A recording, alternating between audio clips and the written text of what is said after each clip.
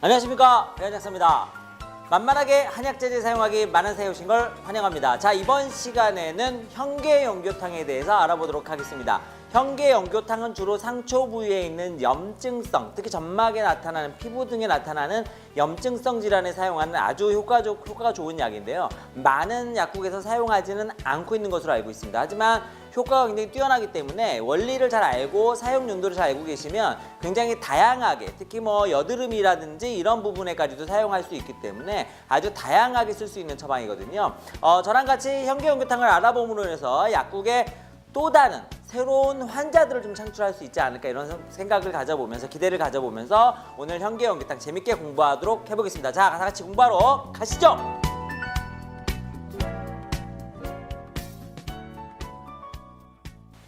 자, 일단은 현계연교탕에 어떠한 성분들이 들어있는지 조성을 먼저 살펴보도록 하겠습니다.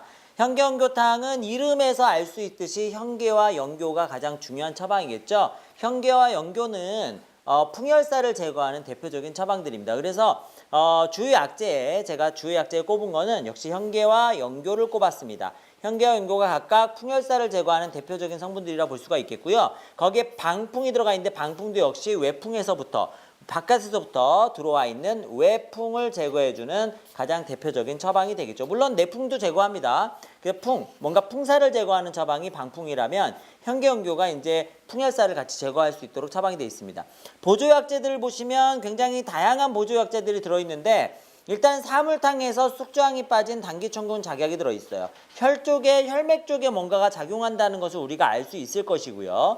그리고 시오와 지실이 들어가 있습니다. 시오와 지실은 각각 격에서 기의 소통을, 나가는 것과 들어오는 것, 출납의 소통을 관여하는 그런 약재들이 되겠고, 황금과 치자는 열을 가라앉혀주는 것, 백지는 인경, 그 다음에 길경은 농이라든지 분비물을 배설해주는 약, 감초는 위에 기진을 보충해주는 약으로서 이 풍열사를 제거하기 위해서 이 다양한 나머지 보조 약재들이 이 풍열사를 제거하는 부분을 보조할 수 있도록 도와준다, 이렇게 보시면 될 것 같아요. 그래서 현계방풍 연교가 들어가 있으면 일단은 풍열사가 뭔가 나타나고 있는 경우다라고 이해를 해주시면 좀 더 좋을 것 같습니다.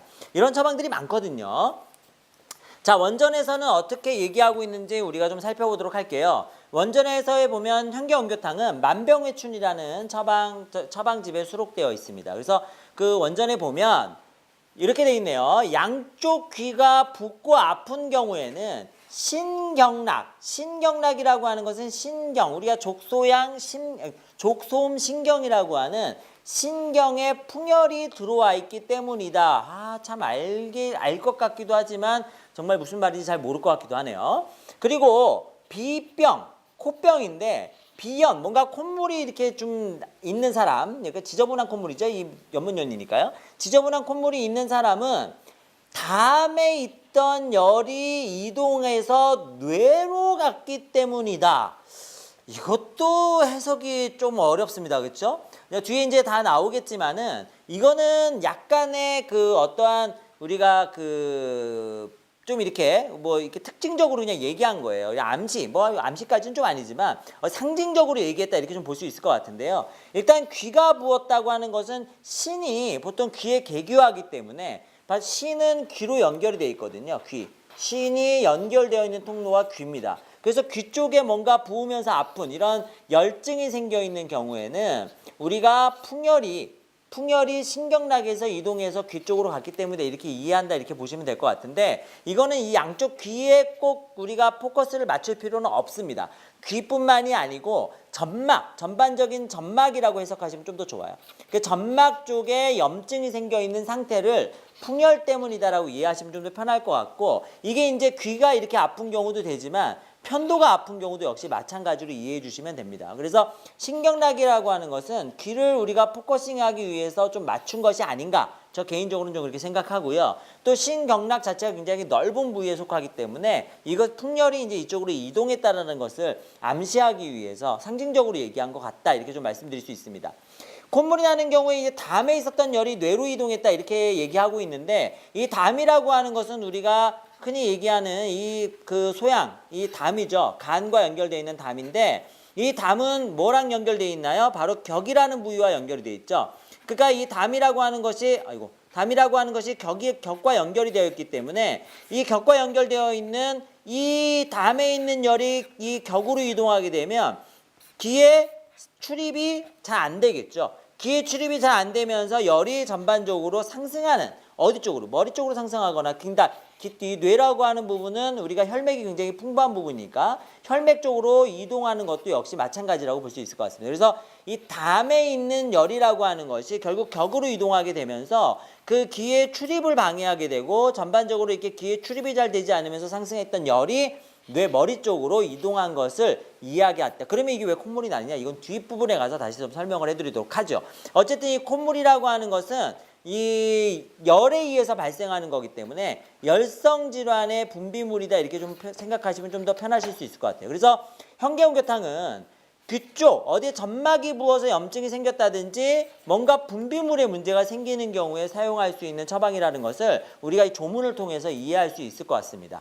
다음에 나오는 우리가 그 인형극을 통해서 실제 약국에서 어떠한 상황에서 그 현계용교탕을 사용할 수 있는지 같이 살펴보도록 하겠습니다. 안녕하세요. 어서 오세요. 안녕하세요. 제가 이 비염이 좀 심해졌는지 이게 이 코가 찝찝하고 불편해서 왔어요, 약사님. 비염 증세가 어떠세요? 여기 코가 맹맹하고 코를 쾅 불면 누런 코가 나오는데요. 막힌 것도 같고 굉장히 불편하네요. 언제부터 그러셨죠? 제가 만성 비염이 있어서 굉장히 오래됐는데요. 이게 뭐 약을 먹어도 잘 안 가라앉아요. 코세척은 하고 계시죠? 코세척은 하고 있는데 사실 조금 게을러서 이런 경우에는 코세척이 굉장히 필수겠죠. 코세척도 열심히 하시고 그러면 여기 보실까요? 여기 코 안이 좀 마르는 느낌도 있으시나요? 코 안이 마르기도 하고 뭔가 굉장히 불편해요. 찝찝하고 코로 숨은 쉴 수 있는데 뭔가 막히는 느낌도 있고요. 평상시에 비염이 자주 있다면 염증성 비염으로 이런 증상은 나타날 수 있을 것 같아요. 혹시 피부에 여드름이라든지 또는 염증성 질환이 좀 자주 생기거나 그러진 않으시나요? 뽀드락지는 좀 자주 나는 경향이 있어요. 이 편도염이 좀 자주 온다거나 그러시는군요. 목도 잘 붓죠. 제가 목이 부으면 중이염으로도 가거든요. 그래서 목도 잘 붓고 비염도 있고 호흡기가 전체적으로 안 좋나 봐요. 그런 경우에 사용할 수 있는 제제가 있는데요. 일단 이렇게 손을 차지 않으시고 땀도 없으시고 이런 경우에 사용할 수 있는 제제가 현계용교탕이라는 제제가 있습니다. 좀 꾸준하게 드시면 도움을 많이 받으실 수 있는데요. 이 비강 내의 염증을 가라앉히는 약이에요. 한번 드셔보시겠어요? 그냥 콧물약은 아닌 것 같은데 그것도 잘 듣나요? 그냥 콧물약은 아니지만 염증을 완화시켜주는 데는 아주 효과가 좋을 것으로 사료됩니다. 한번 드셔보시죠. 그럼 한번 먹어볼게요. 알겠습니다. 네, 잠시만 기다리세요. 자, 조문에 나와 있는 내용 중에서 우리가 풍열이라고 하는 것이 무엇인지 굉장히 좀 궁금한 부분들이 있을 겁니다. 왜냐하면 이 풍이라고 하는 것이 과연 어떤 것이냐. 이 풍열에 이어서 증상이 생긴다고 했기 때문에 사실 풍이라고 하는 것을 우리가 확실하게 알지 못하면 그 병리 자체를, 이 병인 자체를 이해하기가 좀 어려울 수 있습니다. 지금 그림에 나와 있는 것처럼 풍이라고 하는 것을 한 가지 매개체로 생각하시면 굉장히 좀 편합니다. 그러니까 어떠한 텍스트에는 풍이라고 하는 것이 뭐 바이러스를 얘기한다 이렇게 하는 경우도 있고 뭐 바이러스뿐만이 아니고 뭐 다양한 뭐 병인으로 얘기하는 경우가 있는데 한방은 이제 한방적으로 해석을 해야 되거든요. 한방적으로 해석했을 때 풍이라고 하는 것은 이렇게 다른 병사를 싣고 내 몸에 들어와주는 매개체의 역할을 하는 것이 가장 큰 역할을 한다. 지금 수송기 보이시죠? 수송기에 병사들이 이렇게 실어 나르고 있습니다. 실어 나르고 있어요. 그 병사들이 실어 나를 때 이 병사들을 각각 뭐 서습, 조, 화 또는 한 이런 거라고 본다면 이 비행기가 바로 풍이다. 근데 사실 비행기 자체도 무기로 쓰일 수 있지 않습니까? 비행기 자체가 돌격하게 되면 무기가 되기 때문에 풍 자체도 우리 몸을 타격하는 무기로 사용될 수 있지만 이 다른 매개체들을 싣고 오는 것이 굉장히 큰 역할을 하게 된다는 거죠. 다음 슬라이드를 보시면요. 이렇게 풍이라고 하는 것은 크게 두 가지로 나누는데 하나는 내풍, 다른 하나는 외풍입니다. 그래서 내풍이라고 하는 부분은 안에서부터 발생하는 풍이고 외풍이라고 하는 것은 밖에서부터 불어오는 풍이에요. 우리가 외감이라고 하는 부분은 어디서 나타날까요?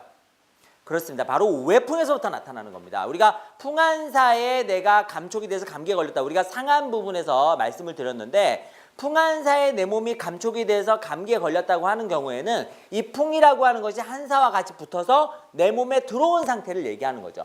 풍온사가 내 몸에 들어와서 응교산증이 됐다 이렇게 됐을 때는 역시 풍과 온사가 같이 붙어서 내 몸에 들어온, 인으로 들어온 상태죠.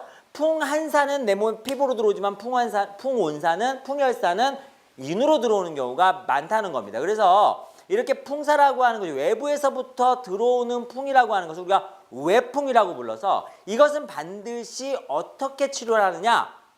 밖으로 내보내는 거죠. 발표를 해서 치료를 하게 되는데 안쪽까지 깊숙하게 들어온다면 발표뿐만이 아니고 안에 깊숙하게 들어온 병사를 치료해야 되는 방법도 구사해야 될 것입니다. 내풍이라고 하는 것은 외풍에서 아닌 내인에서부터 생긴다 이렇게 보시면 되는데 여기서 풍은 이동한다는 뜻이에요.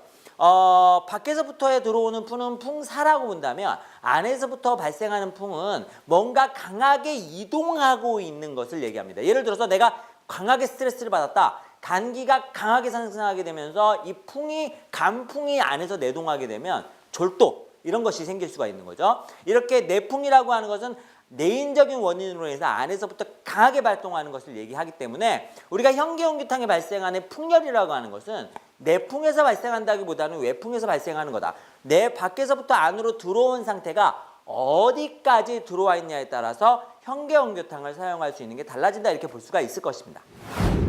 자, 그러면 이제 현기응교탕은 과연 이 내풍이냐 외풍이냐 이런 부분들이 좀 생기게 되는데 사실 이게 좀 애매한 부분입니다. 왜냐하면 외풍인 거는 확실한 건데요. 내풍이 발생하고 있는 거냐 그거는 사실 내풍이라고 보기엔 좀 어렵습니다. 그냥 같이 외풍이라고 생각하시면 좀 좋을 것 같아요. 그러니까 사기에 의해서 뭔가가 문제가 생긴 건데 이게 이제 안쪽에서부터 유발되면 내풍일 수도 있는데 우리가 내풍은 우리가 졸풍 중풍이라든지 이런 졸풍의 얘기를 많이 호소하는 거기 때문에 의외로 그냥 외풍이라고 생각하시고 접근하시면 좀 더 좋습니다.